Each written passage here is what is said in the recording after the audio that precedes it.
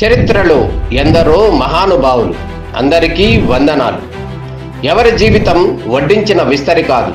కష్టాల కడలిలో అనునిత్యం పోరాడి గెలిచిన కొందరు మాత్రమే చరిత్రకారులుగా ప్రజల మనస్సుల్లో చిరస్థాయిగా నిలిచిపోతారు.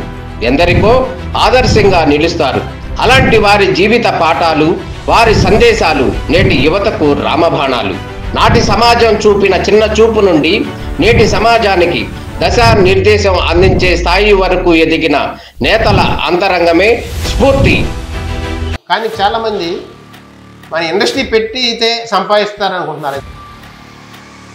కరెక్ట్ కాదు.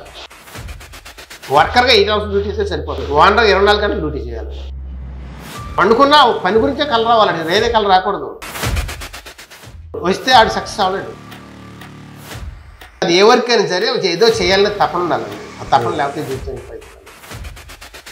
పూట గడిస్తే చాలు అనే కాలం నుండి నిరంతరం శ్రమించి ఎంతో మందికి జీవనోపాధి అందిస్తున్న వ్యక్తులు కొందరు మాత్రమే ఉంటారు. ఆయన చదివింది 8వ తరగతి మాత్రమే, అంటే అంతంత మాత్రపు చదువులే.